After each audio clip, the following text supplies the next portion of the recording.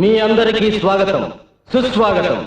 ఈ ఏడాది మన గ్రామంలో జరుగుతున్న ఎడ్ల పందాల్లో పాల్గొనడానికి ఎన్నో గ్రామాల నుంచి ఎడ్ల బండ్లు వచ్చాయి. గత 5 ఏళ్లుగా వరుసగా ఛాంపియన్షిప్ గెలుచుకుంటున్న ముద్దు కృష్ణ ప్రతిసారి ఆయన్ని ఓడించాలని విశ్వ ప్రయత్నం చేస్తున్న మదన్ గోపాల్ ఈసారి మనోడు ఖచ్చితంగా గెలుస్తాడు. మీరేం బాధపడకండి, అదంతా నేను చూసుకుంటాను. ఏంటి చూసుకున్నది నీ ముఖం? ఆ విశ్వ బీజాన్ని 4 నెలల క్రితం ఆడు దొడ్లో పాతించాను రా.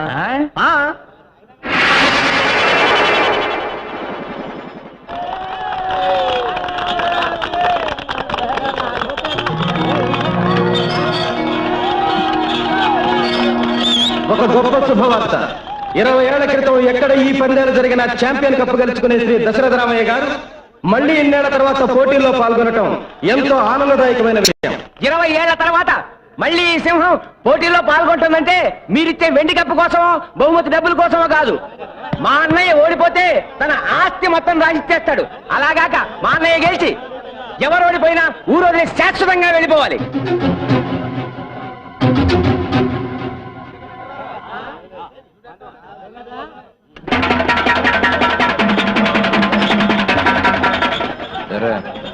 ఇంకా లేదా? పందెం వేసింది దశరథ రామయ్య అయితే ఈ పందెంలో గెలుపు ఆయన కొడుకు ముద్దు కృష్ణది.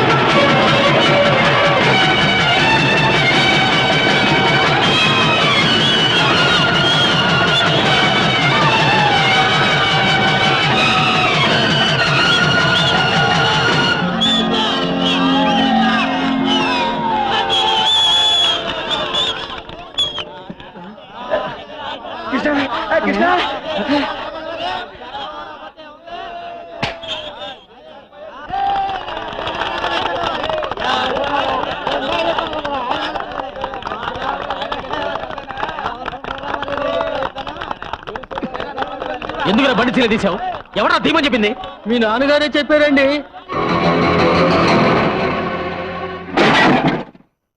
ఇంత నీచానికి దిగజాస్తాడా? 10 మందిలో అవమానించిన దానికి ఒక్క మాటలో వెళ్ళిపో అంటే వెళ్ళిపోతాంగా. నేను బయటికి వెళ్ళి బతకలేను అనుకున్నాడేమో. ఆ, ఆయనే బతకలేడు. తెల్లారితే ఆయన మొహానికి ఎవరు గడ్డం ఇస్తారనుకున్నాడు? నేను వెళ్ళాక ఇంత గడ్డం పెరిగి పిచ్చాడైపోతాడు. ఆ. ఏంటి ఇంకా నిలబడ్డావు? క్షేమంగా వెళ్ళి రండి అని మనకెవరు బొట్టు పెట్టి సాగనంపరా. ఏమైంది? ఎక్కడికి వెళ్తున్నారు? తెలీదు పిన్ని. ఇంతకాలం ఆ ముసలాయనే ప్రపంచం వరకు బతికాను. ఆయన పొలం వెళ్ళి రమ్మంటే వెళ్ళొచ్చాను, పట్నం వెళ్ళి రమ్మంటే వెళ్ళొచ్చాను. ఇప్పుడు నేను ఈ ఇంట్లోంచి వెళ్ళిపోవడం ఆయనకి కావాలి. అందుకే వెళ్ళిపోతున్నా.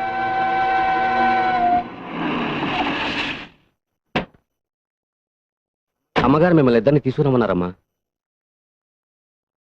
మనకు చోటు దొరికే వరకు మా ఇంటికి వెళ్ళిపోదాం రండి.